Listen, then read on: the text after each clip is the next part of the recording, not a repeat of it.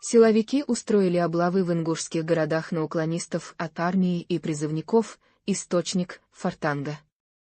В Сунже, Магасе и ряде других городов Ингушетии в минувшие выходные силовики совместно с сотрудниками военкоматов провели рейды для поиска уклонистов от армии и призывников, сообщили в Фортанге два источника, сотрудник силовых структур и работник мэрии одного из городов. Интересно, каким оружием Россия собирается воевать в Украине на примере спутниковых снимков США воинской части. 6, 4, 6, 7, 0.